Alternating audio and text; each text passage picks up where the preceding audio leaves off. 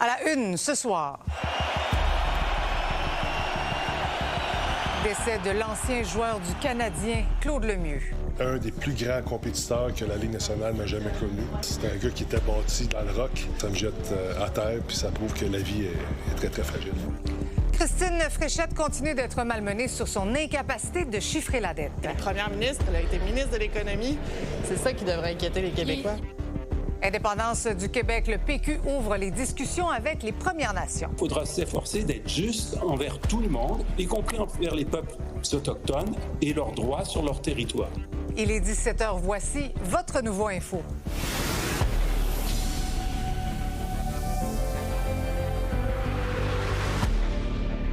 Bonsoir tout le monde, bon jeudi. Alors, on peut parler d'une onde de choc dans le milieu du hockey. L'ancien attaquant Claude Lemieux est décédé à l'âge de 60 ans. Une nouvelle qui a pris un peu tout le monde par surprise et particulièrement l'organisation du Canadien parce que pas plus tard que lundi dernier, l'ex-numéro 32 qui a remporté 4 Coupes Stanley, vous le voyez, portait le flambeau lors de la présentation avant le match au Centre Bell. Guy Carbonneau y était aussi, il est avec moi en studio. Bonsoir. Bonsoir. Vous êtes d'abord mes sympathies parce que vous le connaissiez bien et vous y étiez également lundi. Vous avez pu jaser un petit peu avec? Oui, puis c'était quand même un onde de choc aujourd'hui. La nouvelle a commencé à sortir. Alors, un petit peu avant, un petit peu comme on le voit dernièrement, là, on voulait être certain que la nouvelle soit réelle. Puis comme je t'ai dit, moi, j'ai eu la chance de le voir lundi, lors de la soirée du Canadien de Montréal, lorsqu'il a porté le flambeau. On a eu la chance de parler une dizaine de minutes dans le Salon des Anciens. Il était là avec ses 2 fils. Il semblait être bien. Alors, c'est encore plus une grosse surprise aujourd'hui. Bien triste, tout ça.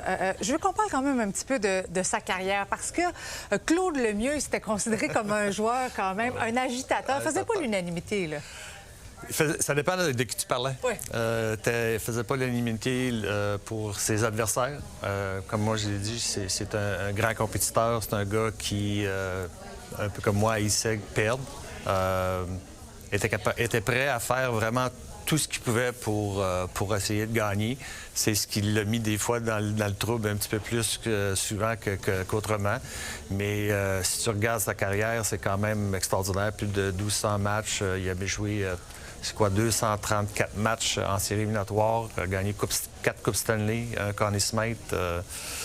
C'est vraiment un compétiteur hors pair. Mais lorsque tu es de l'autre côté... c'est une personne que tu haïs énormément. Et pourquoi il était perçu comment par les adversaires? Bien, comme je t'ai dit, c'est une personne qui haïssait perdre. C'est un gars qui était très intense. C'était quand même un gros gabarit. C'est un gars qui était pas 6 pieds 4, là, mais c'est un gars qui était quand même assez pesant, qui jouait lourd, n'haïssait pas faire frapper l'adversaire. Hargné, il était quand même une personne qui parlait énormément sur la patinoire. Ça fait que, ah ouais. Comme je dis, essayer de tout ce qu'il avait à faire pour déranger l'adversaire, il était prêt à le faire. Alors, ça l'a mis dans le trouble plus souvent qu'autrement. Comme capitaine, comment vous réussissiez à gérer ce type de joueur-là, son émotivité, son intensité? Bien, tu sais, je veux dire, des fois, il faut que tu fasses attention parce que c'est plus difficile d'allumer quelqu'un que de l'éteindre. Oui. Alors, lorsque ces gars-là sont en plein moyen, tu veux pas trop en faire, mais c'était une personne, tu sais, je veux dire, fallait qu'il soit bien entouré. C'était comme j'ai dit, parce qu'il aimait marquer des buts, trouvait toujours des fois les joueurs avec qui il jouait n'étaient pas... assez performant. Oui. Alors, tu sais, je veux dire, peut-être parler un petit peu... je dirais pas qu'il parlait contre ses coéquipiers, mais des fois, il y a des petits sujets qui étaient désobligeants. Mais comme je l'ai dit... Ça prenait des petites remises à l'ordre de temps en temps. Mais c'était vraiment rien de grave. Et il a contribué, bien sûr, au succès du Canadien des années 80. Donc, oui. Monsieur Carbonneau, merci beaucoup d'avoir été avec nous ce soir dans ce contexte. Merci. Je me tourne maintenant vers Laurence à Québec parce que, bien sûr, il y a de nombreuses réactions suite au décès de M. Lemieux. Oui, dont la première ministre Christine Fréchette, qui n'a pas tardé à lui rendre hommage sur le réseau social X. Elle écrit « Le Québec vit une grande perte aujourd'hui. Claude Lemieux, c'était ma génération, une figure marquante de notre hockey, un joueur avec du cœur au ventre. Son décès semble tellement soudain, quelques jours seulement après l'avoir vu porter fièrement le flambeau au Centre Bell. » Et elle n'est pas la seule. Également le chef du Parti libéral, Charles Milliard, qui s'est dit bouleversé par cette nouvelle. La mairesse de Montréal, le chef du Bloc québécois, François Blanchette aussi, qui ont offert leurs condoléances à la famille. Et évidemment, on ne peut pas passer à côté de la réaction de l'ex-joueur de hockey de l'Assemblée nationale, Enrico Ciccone, qui a d'ailleurs été l'adversaire de Claude Lemieux. Malgré le fait que Claude était peut-être un des joueurs les plus détestables sur la glace, c'était le gars que tout le monde voulait avoir dans son équipe, parce que quand c'était payant, Claude était présent. Et aujourd'hui, dommage. Toutes nos sympathies, bien sûr, à ses proches. Laurence, maintenant, autre sujet. Il faut revenir sur cette journée, ma foi, difficile hier de Christine Fréchette, qui a été incapable de chiffrer la dette du Québec. On va réécouter. Non, je veux la dette nette, en chiffres, en dollars. Est-ce que vous savez c'est quoi? En dollars, ça équivaut à quoi? J'en conclus, Madame la Première ministre, que vous ne savez pas c'est quoi le chiffre de la dette au Québec. Je vous reviens. Oui, bien, Marie-Christine, on a pu le voir, là, l'étude des crédits budgétaires du Conseil exécutif a été un exercice difficile pour la première ministre Christine Fréchette. Elle a longuement été cuisinée par les partis d'opposition qui avaient de nombreuses questions pour elle. Et elle a dû se tourner vers ses collègues, là, on a pu le voir, pour avoir de l'aide pour répondre à cette question sur la dette du Québec. Et pour les partis d'opposition, surtout le PLQ, cette ignorance de la première ministre, bien, ça ne passe pas, surtout dans un contexte où elle fait de nombreuses annonces là, depuis qu'elle a été élue à la tête de son parti et qui coûtent cher à l'État. On peut notamment penser au remboursement de la taxe de bienvenue, à la hausse des soins à domicile. Mais son ministre des Finances, là, lui, s'est porté à sa défense. On peut les entendre. Au-delà de savoir le chiffre, là, ce que ça nous dit, c'est qu'elle ne s'en soucie pas. C'est que ça ne l'intéresse pas. Et ça, c'est particulièrement problématique quand on fait des annonces préélectorales avec le Trésor public. Je pense qu'elle a passé un mauvais quart d'heure en crédit. C'est un exercice difficile. En même temps, je pense qu'il faut avoir une idée approximative de la dette. Elle est première ministre, elle a été ministre de l'Économie.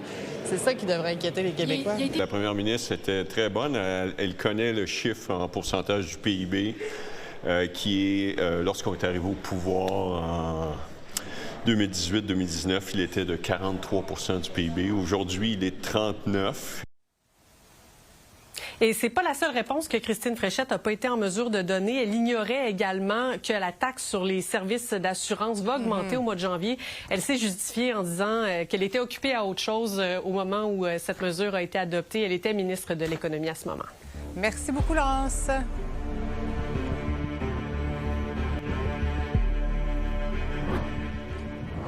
Est-ce qu'on peut parler d'un pas vers la résolution du conflit au Moyen-Orient? L'Iran et les États-Unis semblent avoir établi un cadre d'accord pour étendre le cessez-le-feu. Mais Sabrina, il manque encore l'approbation du président américain. Voilà, donc rien n'est joué à tout le moins pour l'instant. On a quand même certains détails de cet accord potentiel. On a notamment 3 détails. Alors, cet accord entre l'Iran et l'Israël pourrait donc y avoir le prolongement du cessez-le-feu pour 60 jours, également la levée des restrictions dans le détroit d'Ormuz. On sait à quel point c'est problématique, hein, cette fermeture, ce blocus américain du côté des ports iraniens dans le détroit d'Ormuz, et également des discussions sur le programme nucléaire iranien. Parce qu'on le sait, hein, depuis le début du conflit, Donald Trump le répète sans cesse. Il dit « Je ne veux pas que l'Iran se dote d'une arme nucléaire ». Mais bon, quand même, ce potentiel accord-là ne règle pas pour l'instant la question du programme nucléaire iranien, à tout le moins pour l'instant. Mais on voit qu'il pourrait y avoir des négociations. Il faut dire aussi que cette nouvelle-là, bien, ça survient alors que les deux clans s'accusent en fait d'avoir violé le cessez-le-feu. Donc, les États-Unis qui ont mené de nouvelles frappes aujourd'hui envers l'Iran et à les gardiens de la révolution islamique iranienne qui ont lancé également une attaque qui visait une base américaine pour répliquer. Bon, on rentre quand même là, déjà dans le 4e mois de la guerre qui a débuté donc le 28 février dernier. Donc là, quand même, il y aurait potentiel accord, comme je le disais, entre les États-Unis et l'Iran, mais il faut quand même, comme tu le disais, que ce soit approuvé par Donald Trump. The teams have been going back and forth. And President Trump has made it very clear, he talked about it at the cabinet meeting, that he has several red lines. And Iran has to turn over their highly enriched uranium. They cannot pursue a nuclear weapon. And the Strait of Hormuz, back to your question on energy, has to free transit. Navigation of the seas has to be free and open as it was before. Sabrina, on se transporte à Gaza maintenant. Israël qui souhaite s'emparer de près de 3/4 du territoire. C'est ce qu'a annoncé le premier ministre israélien aujourd'hui. Alors, il souhaite s'emparer, en fait, de 70 % du territoire, donc de la bande de Gaza. Il veut étendre, en fait, le contrôle militaire d'Israël, comme je le dis, donc 70 % dans Gaza. Je rappelle également que toujours dans ce dossier-là, un cessez-le-feu qui est en vigueur, ça avait été conclu entre le Hamas, mais quand même, encore une fois, dans ce dossier-là, les deux camps s'accusent de violer le cessez-le-feu. Mais quand même, cette déclaration pourrait accroître possiblement, encore une fois, les tensions au Moyen-Orient. Donc, bref, que ce soit dans la guerre en Iran entre les États-Unis et maintenant entre Israël et la bande de Gaza, ben ça reste quand même que c'est problématique. On écoute une réaction. עם הרבה כיוונים. תצטרך עוד למחוץ את חיזבאללה. אנחנו כרגע לופתים את חמאס, כן? אנחנו עכשיו ב-60% משטח הרצועה, אתם יודעים את זה. היינו ב-50, עברנו ל-60. הדירקטיבה שלי היא לעבור תלכו לפי הסדר. קודם כל 70. בואו נתחיל בזה. לופתים אותם מכל עבר, אנחנו נטפל בשאריות. Ouais, et je termine en mentionnant qu'Israël a également annoncé aujourd'hui suspendre ses relations avec le secrétaire général de l'ONU. Merci, Sabrina. Ça fait plaisir. Un incendie dans un pensionnat de jeunes filles au Kenya a fait 16 morts et au moins 79 blessés. Les secouristes de la Croix-Rouge ont commencé cet après-midi à sortir le corps des victimes du bâtiment sinistré. Ce pays d'Afrique de l'Est a déjà connu plusieurs incendies meurtriers dans les dortoirs de ces établissements scolaires. Plus d'une douzaine ont été recensés depuis 2024. On revient chez nous maintenant. L'avenue du Mont-Royal est passée en mode estival à la grandeur de la ville. Donc, ce sont 7 rues qui seront donc fermées aux voitures pour faire vibrer les quartiers et soutenir les commerces. Nouveauté cette année, la rue Villeray deviendra piétonne également. Reportage, Lily Mercure. C'est fantastique parce qu'en fait, presque quotidiennement, on est ici. Aucune charge dans la rue, c'est sécurité pour les petits. L'avenue du Mont-Royal lance sa première foire commerciale de la saison. Ça marque aussi le début de la rue piétonne pour l'été. C'est vraiment quelque chose, encore une fois, qu'on attend chaque année avec impatience. La rue piétonne devrait être ouverte à l'année. Ouais, en tant qu'immigrante, moi, j'ai vraiment aimé ça. Là. Je suis venue ici, puis j'étais vraiment comme à l'aise. La rue piétonne sur l'avenue Mont-Royal en est à sa 7e édition. Mais il ne faut pas oublier, quand le concept s'est davantage répandu au Québec, il y a eu beaucoup de levées de boucliers de la part de certains commerçants et même résidents. Mais aujourd'hui, on est vraiment ailleurs. C'est sûr que pour les bars, restos, les commerces qui ont des terrasses, c'est bénéfique parce qu'on profite de l'achalandage. On compte à peu près 10 millions de visiteurs sur 3 mois pendant l'été sur Mont-Royal. C'est très achalandé. Après, il y a d'autres commerces qui s'en sortent peut-être moins, notamment s'ils sont plus commerce niche, où ils ont besoin d'une clientèle qui vient de l'extérieur en voiture. Il faut être clair, piéton n'est pas forcément succès égal d'un succès économique pour tout le monde. On va dire que c'est multifactoriel. Mais pour nous, c'est un moment très important de l'année. C'est le lancement de l'été. C'est vraiment l'accueil des nouveaux touristes. Oh, si t'as pas d'auto, t'es correct. C'est ça le truc, en fait. Ouais. Qu'est-ce que vous souhaitez là, pour l'été? Que ça se passe bien. Oui, puis du soleil, on veut du soleil, nous autres. Il y a 7 rues piétonnes à Montréal, incluant celle de l'avenue du Mont-Royal où je me trouve présentement. Aussi, sur le plateau, il y a l'avenue du Lutte. Dans Hochelaga-Maisonneuve, maintenant, il y a la rue Ontario-Est, l'avenue Bernard dans Outremont, la célèbre rue Wellington dans Verdun, la rue Sainte-Catherine-Est dans le village, qui est d'ailleurs la plus ancienne à Montréal, et nouveauté cette année dans Villeray-Saint-Michel, Parc Extension. Ça commence où nous sommes en ce moment, donc entre de Gaspé et Henri-Julien. Et ça va se prolonger jusque de l'autre côté de Saint-Denis, au coin de la rue Berry. La rue va être fermée à compter du 15 juin. Nous, on fait une soirée d'ouverture officielle le 19 juin avec la danse de rue, des parcours marchands, de l'animation. En piétonisation, du point de vue municipal, c'est bien. C'est un cadeau qu'on fait aux citoyens. Du point de vue d'une SDC, Une piétonisation, c'est de créer de l'achalandage. C'est d'amener les gens à rester assez longtemps sur la rue pour découvrir des commerces qu'ils ne voient pas quand ils font seulement que passer. À part l'avenue du Mont-Royal et la rue Sainte-Catherine-Est qui ont déjà lancé leur piétonisation, la plupart des rues de Montréal deviennent piétonnes à partir de la mi-juin. À Montréal, Lily Mercure, pour Nouveau Info. La facture va monter quand même assez rapidement. Quand on va acheter une propriété, on sait qu'il faut faire inspecter, mais des fois, on ne sait pas trop quoi regarder puis par où commencer. Est-ce qu'on devrait acheter sans faire inspecter avant? Non, absolument pas. Exemple, monsieur, madame, tout le monde, tu vois la fondation ici, tu as l'impression qu'il n'y a pas de problème. Ouais. Dans ta tête, tu te dis, bon, il y a une petite fissure ici. Mais regarde, comme ici, on voit qu'il y a des taches d'efflorescence. Donc ça, c'est des signes que le drainage de la fondation ne se fait pas adéquatement, que le drain français est à sa fin de vie. Donc là, tu sais, nous, les inspecteurs, on le voit déjà. Mais pour toi, tu sais, monsieur, madame, tout le monde, tu te promènes, tu te dis, OK, bon, ben, il y a une petite fissure de crépi ici, c'est rien de grave. Mais finalement, ben, tu vas peut-être être pris à remplacer ton drain français. C'est quoi les choses auxquelles il faut vraiment faire attention? Tout. En fait, on regarde tout, mais les éléments les plus importants, je le répète tout le temps, c'est la fondation. OK. C'est ça qui coûte cher. La toiture, ça aussi, ça coûte cher. Revêtement extérieur, comme c'est exemple. Tu sais, ici, à première vue, le revêtement, il a l'air en bon état. Mais si tu regardes en dessous, le revêtement, il est bouché complètement. Donc, on sait qu'il y a peut-être de l'infiltration d'eau, il y a de la moisissure. Donc, il y a beaucoup de défauts. Tu sais, tu le regardes, à première vue, ça a l'air beau. Mais si tu regardes ici, donc, ils ont vraiment bloqué où l'eau devrait sortir. Donc, on sait qu'il y aura des dommages plus importants à long terme. On a beaucoup de clients qui reçoivent le rapport d'inspection, puis ils vont pas suivre toutes les recommandations. Puis là, finalement, il va arriver quelque chose.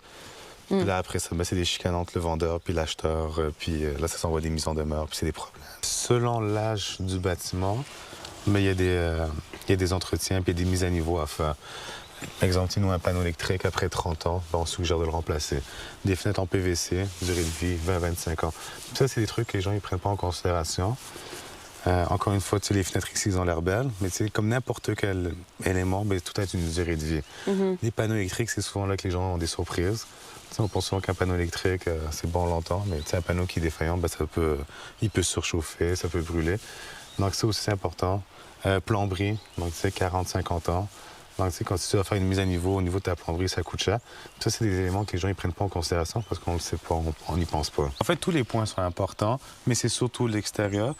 Puis aussi, quand tu reçois le rapport d'inspection, c'est très important, de le lire au complet, puis d'appeler son inspecteur pour poser les questions. Souvent, les gens vont penser qu'il dérange l'inspecteur, mais le mandat du travail d'inspecteur finit jusqu'à la compréhension du rapport d'inspection. Est-ce que on peut modifier le prix, essayer de négocier à la baisse le prix, considérant qu'il y a des travaux à faire? Est-ce que ça peut être une des utilités aussi d'une inspection? Moi, on dit que non, mais tout le monde le fait. Okay. Donc, c'est sûr que ça peut être un point de négociation. On ne fait pas inspecter pour négocier. On fait vraiment pour être en toute connaissance de cause. Mais la réalité, c'est que c'est un très bon outil. Parce que là, on arrive en inspection, tu avais des attentes. Finalement, on ressort plusieurs points qui n'étaient pas visibles ou déclarés. Donc, c'est sûr qu'après, tu peux utiliser ça pour négocier. Tout le monde fait ça, puis c'est une réalité. Dans un instant, vive réaction après que le chef du Parti conservateur du Québec ait qualifié Christine Fréchette de ma tante.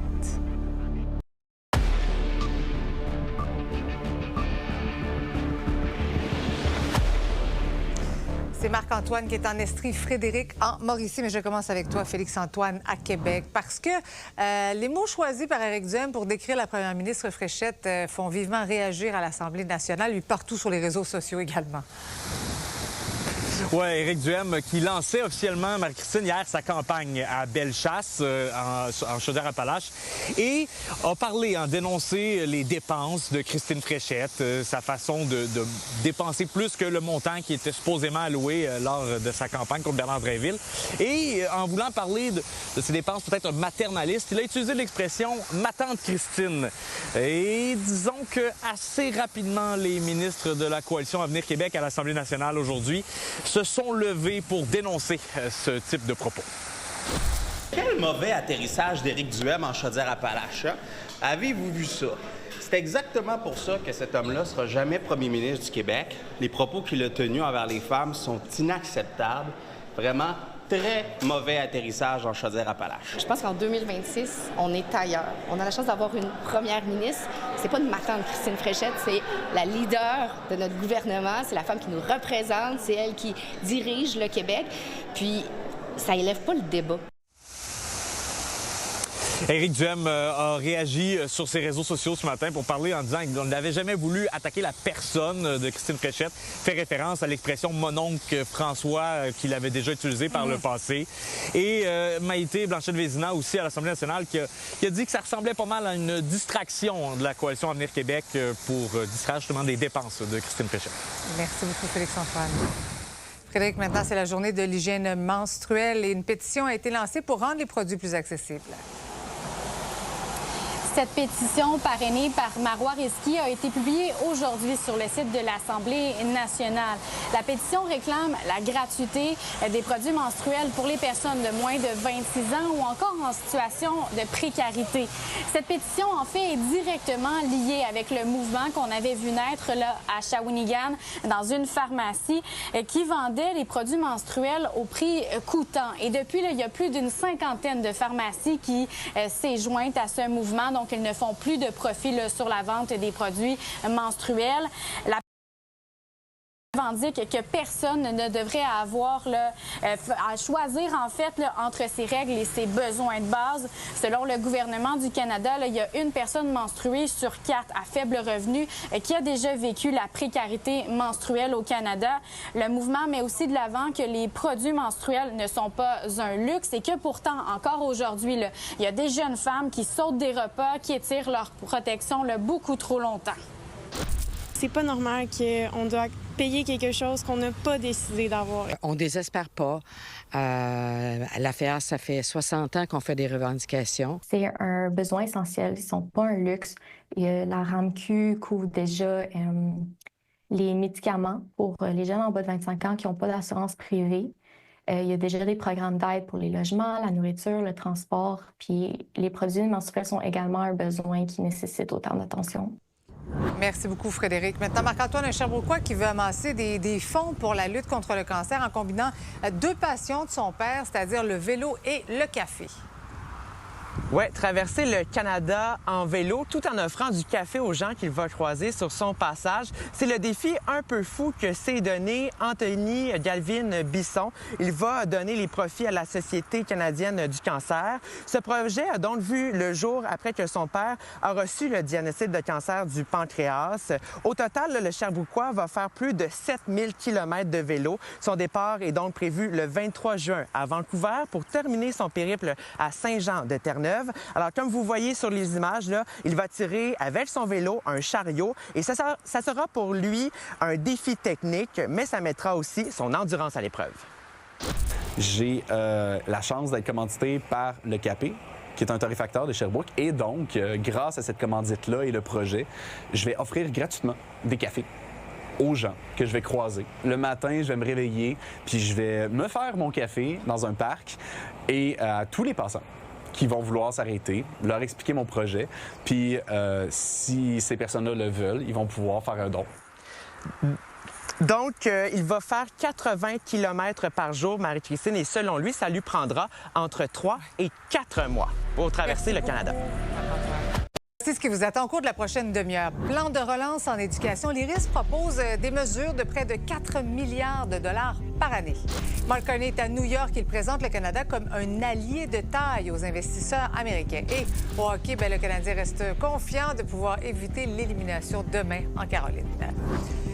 Mais d'abord, le Parti québécois présente aujourd'hui aux chefs autochtones un premier document de travail portant sur les relations du Québec avec les Premières Nations. Le chef péquiste dit qu'il va prendre le temps de bien les consulter dans le cadre de la rédaction de son livre bleu sur l'indépendance. J'en ai discuté un peu plus tôt avec le père de la loi sur la clarté. Monsieur Dion, bonsoir. Bonsoir, Madame Bergeron. D'abord, dites-moi, quelle est votre lecture de la démarche actuelle de Paul Saint-Pierre Plamondon avec son fameux livre bleu? Là? Bien, M. Plamondon veut un référendum s'il est élu et ils veulent que les Québécois comprennent comment ils voient les choses. Et sur ce plan-là, je pense que c'est quelque chose qu'il doit faire. Il doit mettre carte sur table. Oui. On va parler ensemble, bien sûr, de la loi sur la clarté qui existe depuis 26 ans maintenant. Certains Québécois la considèrent encore comme une intrusion fédérale dans un choix démocratique du Québec. Qu'est-ce que vous répondez à ça? C'est une loi qui nous protège, nous les Québécois, en tant que Canadiens, et les autres Canadiens, et nous protège dans nos droits. Nous sommes actuellement des Canadiens par pleine et entière sur chaque centimètre carré du Canada. Et si on devait cesser de l'être, eh bien, ces droits-là sont constitutionnels. Donc, il faudrait modifier la Constitution canadienne et ça suppose une négociation sur la base d'un appui clair pour la sécession. C'est-à-dire que s'il est clair que les Québécois ne veulent plus être Canadiens, eh bien, il faudra se mettre à négocier cette modification constitutionnelle qui éteindra les droits des Québécois en tant que Canadiens et les droits des Canadiens d'être chez eux, dans leur pays, quand ils viennent au Québec. Qu'est-ce que c'est un appui clair pour vous?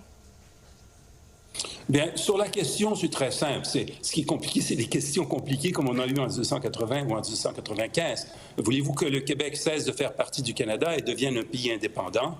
Est une question très claire. C'est celle qui est proposée dans la loi sur la clarté. La majorité, c'est quelque chose qu'on évalue dans le contexte d'un référendum. Les référendums sont des consultations et on évalue le résultat une fois qu'on le voit.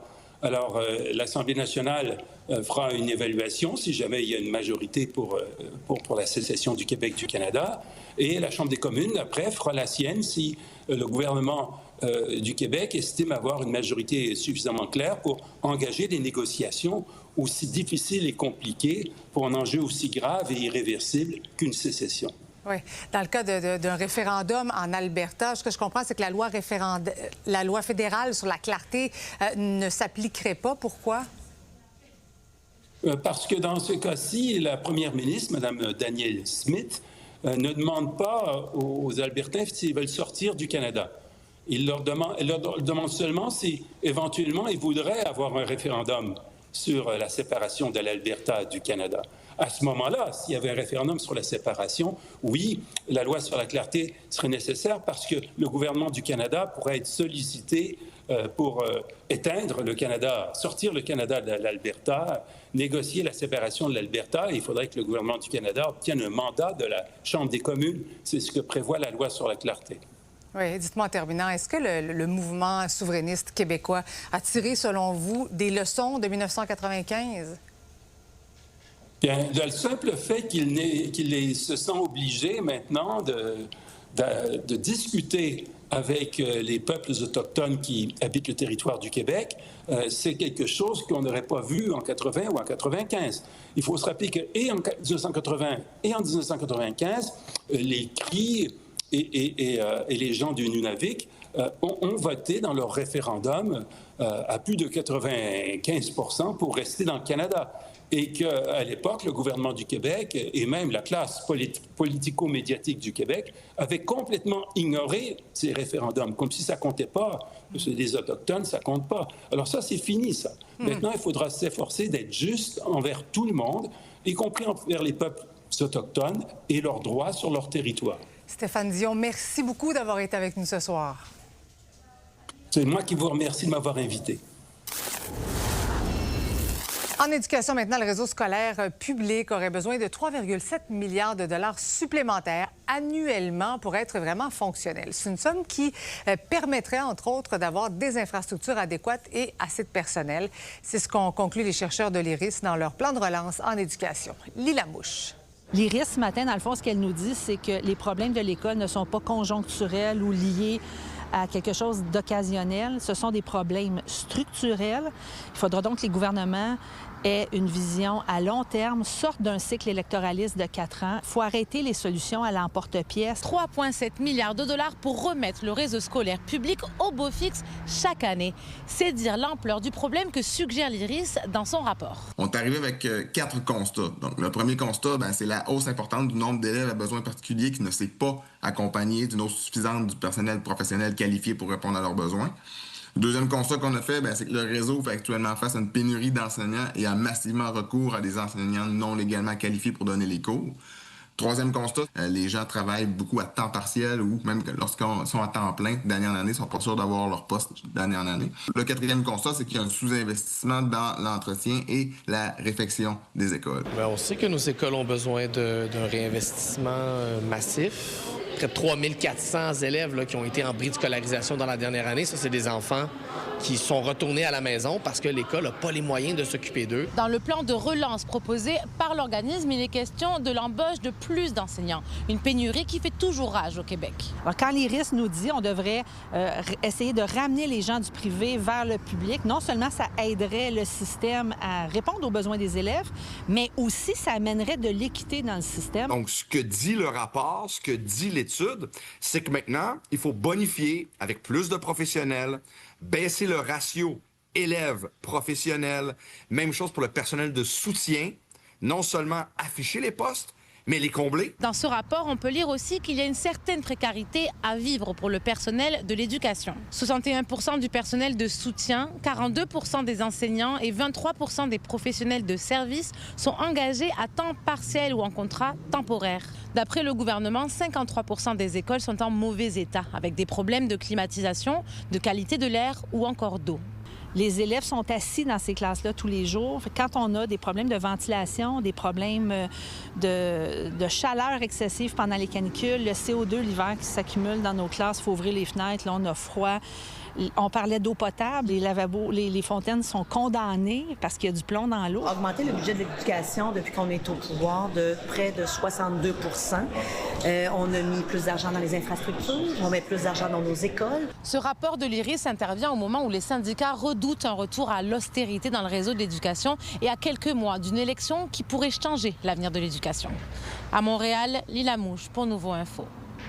Salut Alain. Salut Marie-Christine. Investir en éducation, ça ne serait pas un luxe. Là. Non, ça ne serait pas un luxe, mais en même temps, il y a une réalité qui est budgétaire pour le gouvernement.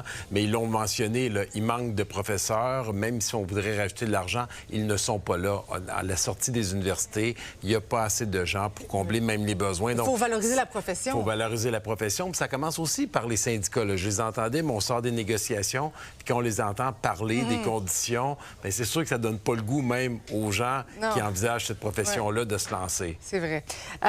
Alain, je veux qu'on revienne ensemble sur la journée de Mme Fréchette hier, parce que ça n'a vraiment pas été facile. Elle a été questionnée sur la taxe sur l'immatriculation, sur la dette. Et là, ben, les reproches viennent de toutes parts. Là. Ils viennent de toutes parts. C'est pas juste la dernière journée. Je dirais que c'est la dernière semaine. C'est depuis les dernières annonces. C'est comme si c'était la goutte de trop. On sent que son équipe veut la mettre sur le terrain, prenne tout l'espace médiatique. Puis on a vu l'impact tout de suite sur les sondages, où elle est sortie du fond, du bas de la cave.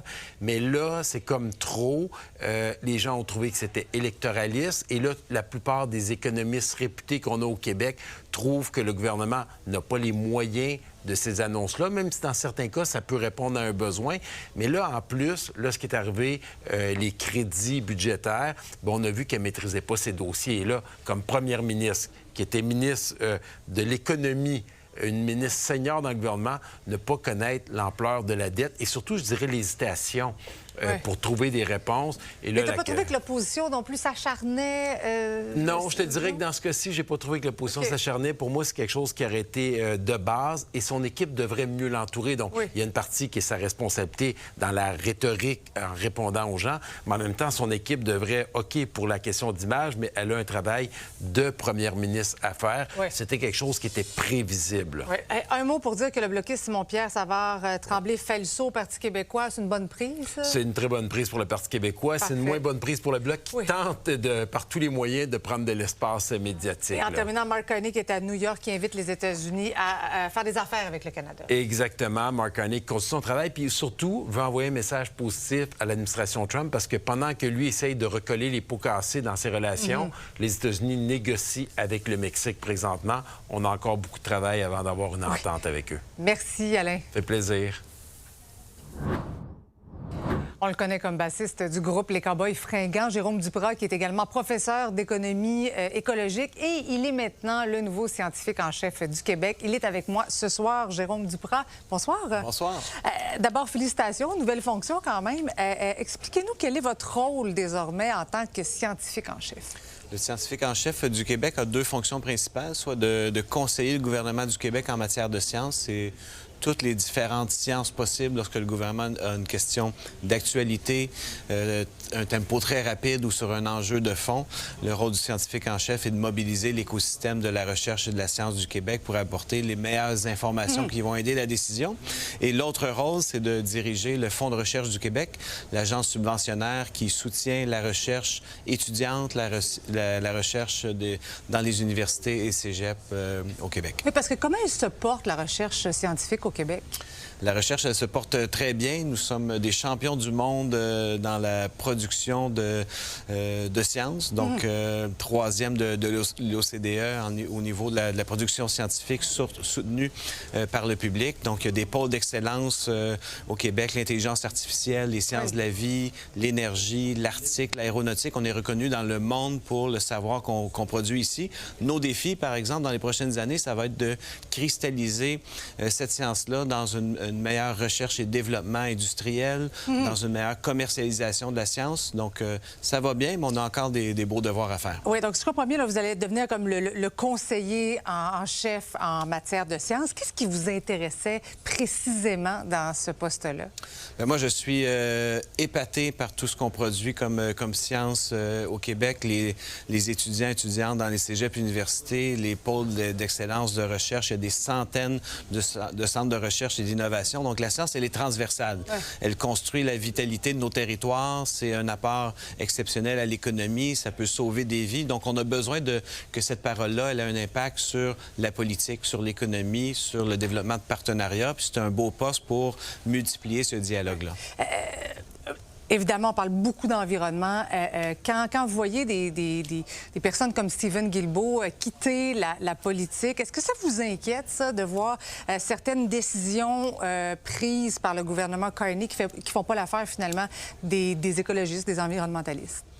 Bien, évidemment, je suis inquiet, puis c'est pour ça que je me suis engagé toute ma vie dans des questions de lutte et d'adaptation au changement climatique, de biodiversité. Je pense qu'on a besoin de trouver des réponses ancrées dans la science. Donc après ça, évidemment, les décisions sont prises par les gens qui sont au pouvoir, puis c'est correct de les élire et qu'ils doivent jongler avec plusieurs arbitrages. C'est pas facile de prendre des décisions dans des contextes économiques, géopolitiques compliqués, mais si on est capable d'apporter de la science pour que les faits et les décisions soient basées dans une belle réalité et dans les savoirs qu'on produit ici, ce sera le mieux pour le Québec. Allez, voilà avoir le temps de faire un peu de musique encore ou pas du tout? Vous mettez ça de côté pour l'instant? Il n'y a pas de projet pour le moment, mais c'est sûr que les Cowboys, c'est un groupe toujours bien vivant, puis on se réunira un jour, c'est certain. Merci beaucoup. Merci. Bonne soirée. Au retour, on parle avec une des actrices de la série Gâté pourri, dont la deuxième saison sera bientôt disponible. Restez là.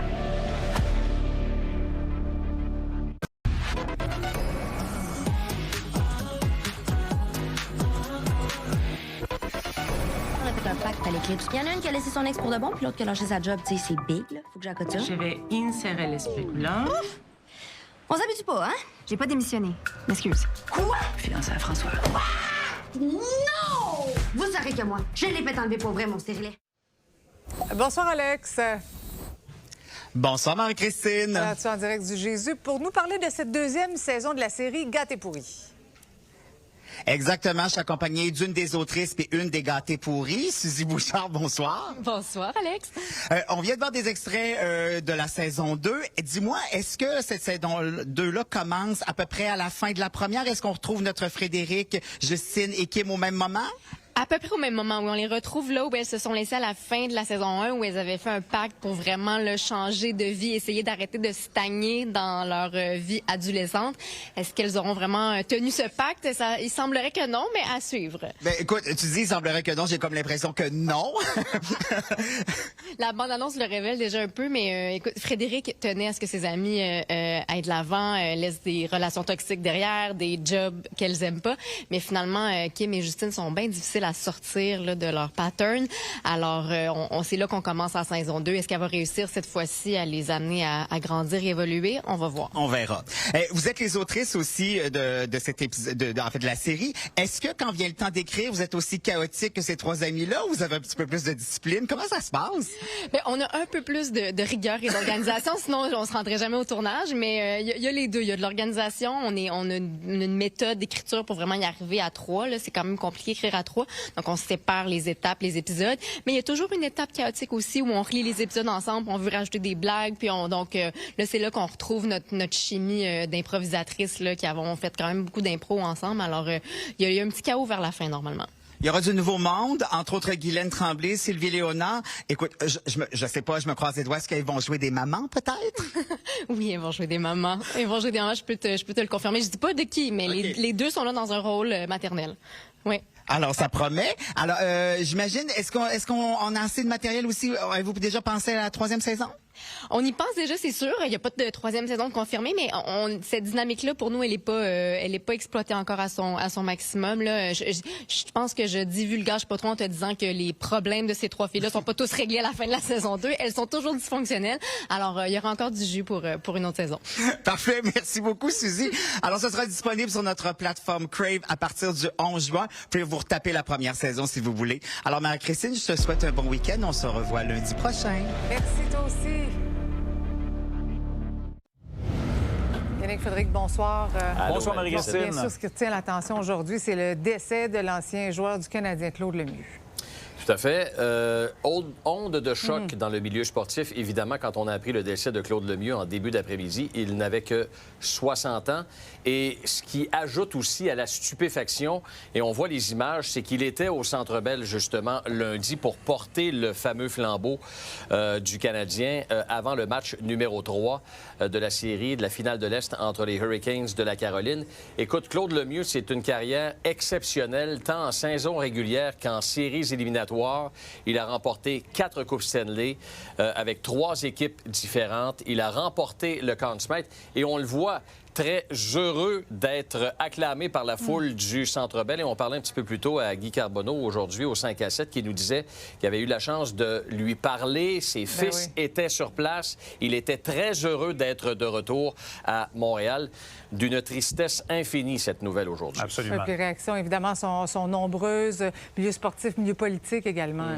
Effectivement, parce que brillante carrière, évidemment. D'ailleurs, plusieurs se demandent pourquoi il n'est pas au temple de la renommée, parce qu'il fait partie, il est le seul parmi le top 10 des meilleurs buteurs de l'histoire en série à ne pas y être. Mais donc, plusieurs réactions. Je vous propose d'écouter d'ailleurs quelques réactions, celles de Martin Saint-Louis, de Bob Hartley et de Joël Bouchard également. C'est un joueur qui était toujours très combatif, très agressif aussi. C'est rare qu'il se présentait pas. C'est un travailleur. Il était fatiguant à jouer contre. Quand on parle de se lancer au filet, de driver le filet comme on entend le milieu du hockey, c'était une gratte. Là. Il était incroyable. Et il y a beaucoup de joueurs qui m'ont aidé, mais Claude, ça a été probablement l'un des leaders. Là, quand tu regardes une carrière, tu te dis vraiment, cette personne-là m'a aidé, mais Claude Lemieux était là pour m'aider.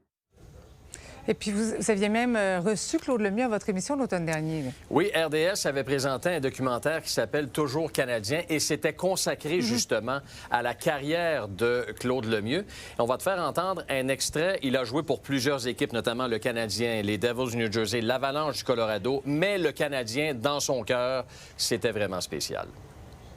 J'ai joué avec plusieurs équipes. J'ai gagné 4 Coupes Stanley avec 3 équipes différentes. J'ai joué pour 6 équipes, mais mon équipe, c'est les Canadiens de Montréal. Et j'ai commencé à l'âge de 18 ans. J'ai joué mon premier match et je suis revenu, j'ai joué à l'âge de 43 ans. Alors, j'ai eu une très belle vie avec le hockey et ma réponse, c'est merci.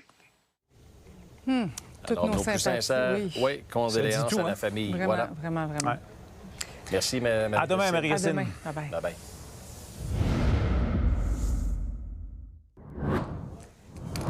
Parlons de Céline Dion maintenant, une série télévisée produite et écrite par des membres de la famille serait en préparation. Growing Up Dion est le titre de ce projet qui pourrait se retrouver au petit écran. La série retracerait en fait l'enfance de la jeune Céline au Québec. C'est la première fois que la famille de la chanteuse apporte officiellement un soutien à une adaptation dramatique de son enfance. Mais Céline elle-même n'a pas encore, semble-t-il, donné son approbation au projet et s'apprête à donner 10 concerts du 12 septembre, je vous rappelle, au 14 octobre, après 6 ans d'absence. Bonsoir, Michel. Allô, Marie-Christine. Il y a une question que je pose sans cesse à la maison par les temps qui courent, c'est « As-tu révisé? » Ah oui, parce qu'on est en période d'examen de fin d'année et du ministère. Les enfants sont fatigués, il y a les examens, là, la tes pression. gars, ils en ont prochainement? Oui, ils sont là-dedans. Là. Ils sont là-dedans. Oui, à côté. Là, en quelques jours, on est à évaluer plusieurs choses. Il y a beaucoup de pression sur les élèves. Il y en a qui se disent, ce modèle-là, là, de tout concentrer en peu de temps, peut-être qu'il est à revoir parce que ça amène énormément de stress pour les jeunes, pour on leur dit, la santé mentale, c'est important. Pour les parents aussi. Oui, mais de l'autre côté, ça nous prend un outil d'évaluation, le même pour tout le monde, permettre de voir où sont les faiblesses, chez qui, chez les filles, chez les garçons, dans quelle matière. Notre question ce soir, est-ce qu'on devrait abolir les examens du ministère? Les jeunes vont nous dire oui. C'est pas sûr intéressant. que les adultes vont dire oui. C'est sûr que mes enfants te diraient absolument. On débat de ça ce soir. Merci, Michel. Excellente soirée à notre antenne. On se retrouve demain.